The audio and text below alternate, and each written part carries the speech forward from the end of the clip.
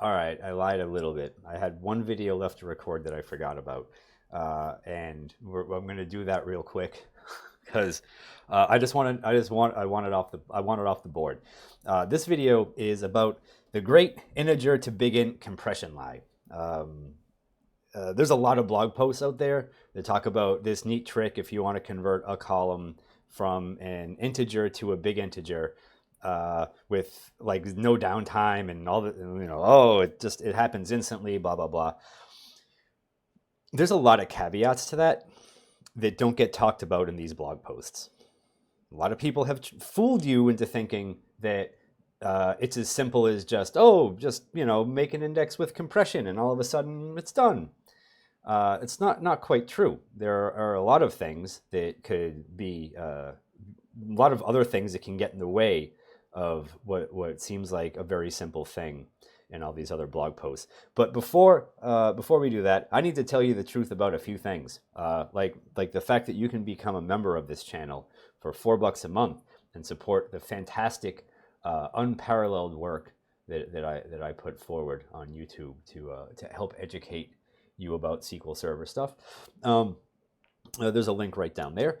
If you don't have the $4 or more, depending on your feelings of generosity, you can you can comment, you could subscribe, and the channel will grow in other important ways. It's not just money. It's what do you call it? Influence. My sphere of influence will grow.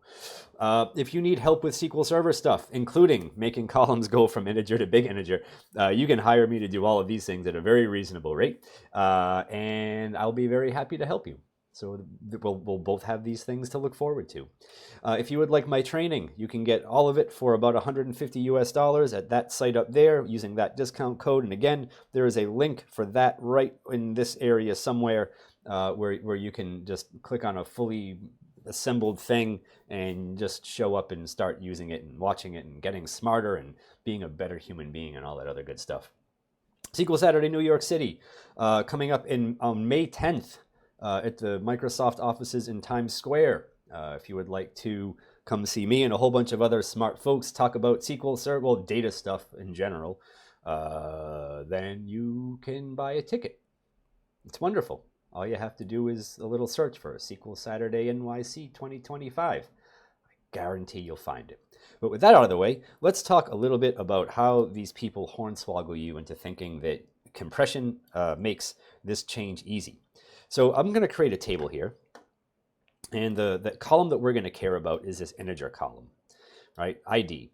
And we're going to have a clustered primary key on that column. And then we're going to have some other indexes that reference that column, along with one index that does not reference that column at all. All right, so let's create this table. And we're not even going to put any data in this table because I just want to sort of show you the complexity of what we're dealing with. Now, all of the indexes on this table, the clustered primary key and all of the non-clustered indexes have compression on them. So this should be immediate and instant. But if we run this alter statement and try to make that change, whoopsie daisy, you're going to see this error here. This object, this index and this index and this index and this index are all dependent on this column, so we can't just change this column. This is just indexes on the table that we care about. Imagine if we have other stuff that references this column, say foreign keys, indexed views, anything like that. If you have objects created with schema binding, like functions or views or something like that, you could making this change to this column is far more than a case of just saying, oh, I added compression and now I can do it. No, it's not. It's a lot more involved.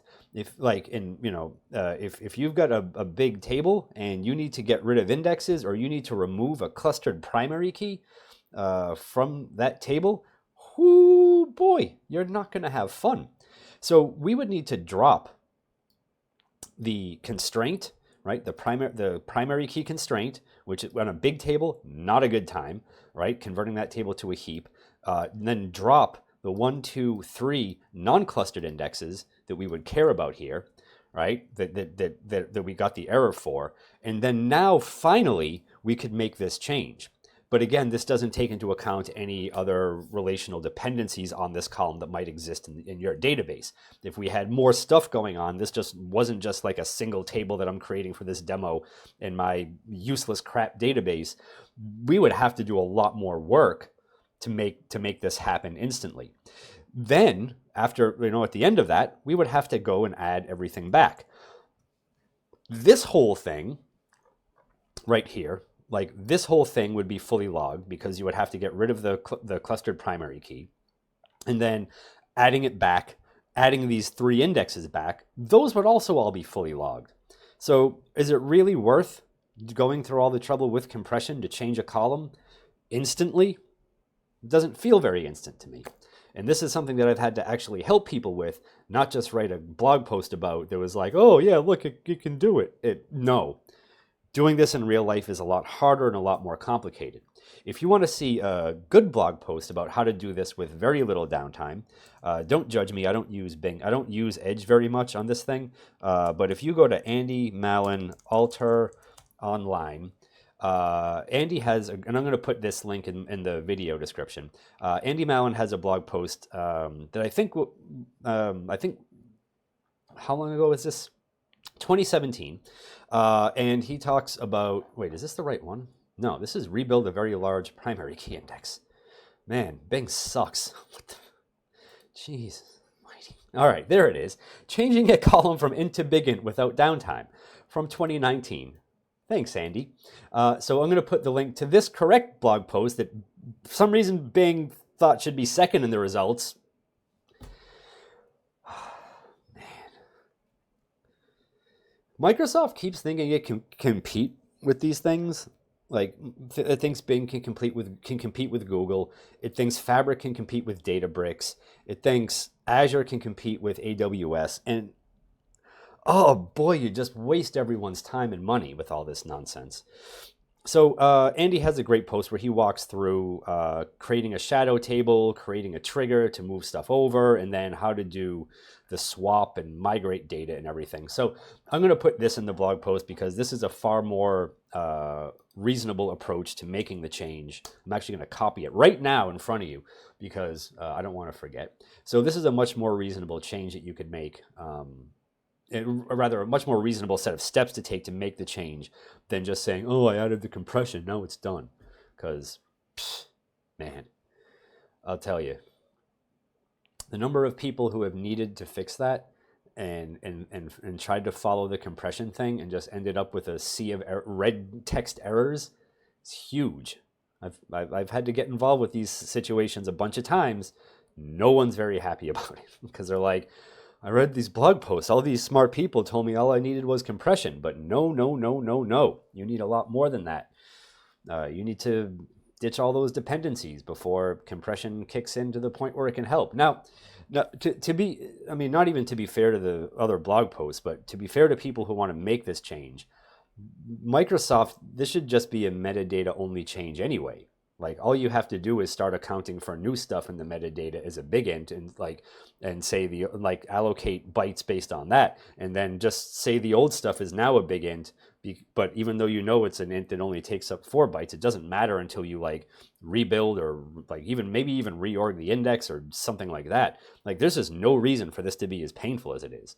It's pretty stupid actually that we have to go through this much trouble, and the compression would even like come into the picture with all the dependencies and stuff that you still need to get rid of. So I don't know. Maybe eventually someday we'll get some pain relief in this area because integers aren't getting any smaller. Data isn't getting any smaller. People keep adding new stuff in, and boy, this is just going to get worse and worse. So hopefully Microsoft addresses this major scalability flaw, stops wasting money on things like video games, and search engines, and crappy cloud services, and Fabric, and this lousy AI gamble. I don't know, maybe put some money into your core products and stop asking and not stop treating people who have already bought it as like, screw you, you're already stuck with us. Like help people who have had your product and been paying for it for a while out a little bit. It's a nice thing to do. At some point, you got to dance with who brung you. Anyway, thank you for watching. I hope you enjoyed yourselves. I hope you learned something. And now I'm really taking a break and going and shutting everything down, because I have completed my ring cycle. So goodbye.